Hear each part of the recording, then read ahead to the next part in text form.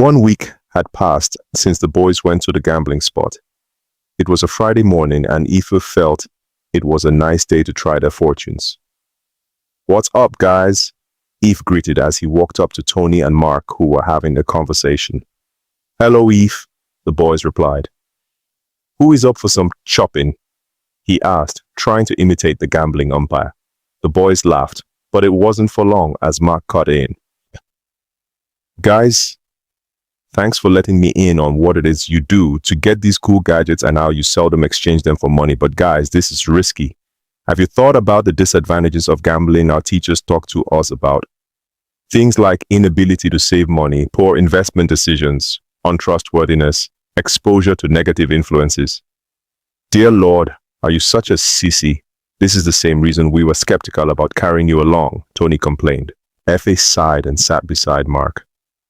"I understand how you feel, Mark. I would feel the same way too, but see, this is business. You give little to have more, and like business, you win sometimes and lose sometimes, but to increase your chances of winning, you have to be smarter than the market. That's why I and Tony have been pairing so well and we've been winning," Aoife said, calmly, with a sense of concern. He placed his right hand over Mark's left shoulder and added, "Go with us today and whatever we win is yours."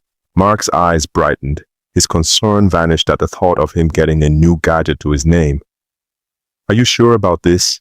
Mark questioned, smiling gleefully. "Sure," Eve assured. "Nothing for me?" Tony asked. "We're always together, Tony. You know yours come frequently. Let Mark have this one." Tony shrugged and the boys agreed to visit the gambling spot after school that day. It was a half day, so school activities wrapped up in earnest.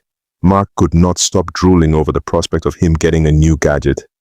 His mind wandered from one choice to the other. He knew he could only choose one and it bothered him which he should choose. He settled for a headphone and he could barely wait to own one. At the gambling spot, the boys waited for some minutes before indicating their interest to gamble. As usual, Tony had smuggled his way to the back of the gambling umpire. He positioned himself well enough to steal peeps at the card. His short physique accentuated its purpose. "Our little gamblers are here again." The umpire wasn't as excited as he was before the boys indicated interest. He knew what history they have gambling at his spot, and he was sad that it may repeat itself again. Eve picked a number and the umpire wouldn't stop shuffling his cards. He would do so, stop, and start over again. When he was done shuffling, he quickly distributed the cards on the table. Eve shot a quick glance at Tony, who was looking intently at the cards. He looked up, and as he was bending his thumb, a man shouted, "Hey, hold that boy!" The men wasted no time to grab Tony and Eve. Mark couldn't escape, for his school uniform gave him away that they all came together. Having recorded successive luck for a while, it was against normal gambling psychology to be lucky 100%, so the gamblers thought to observe the boys. This was what led to their being caught. Mark knew he was in a deeper mess than the other boys because he knew his parents would discipline him mercilessly if at all he survives the melee they just got into. The men slapped the three boys, raining insulting words on them. The gambling umpire was understandably the most elated of all men as they dragged the boys into the inner premises of the drinking bar. They were still dragging the boys when a gunshot rang in the air. The police were around. The whole vicinity went agog. Men, women, and animals scampered for safety.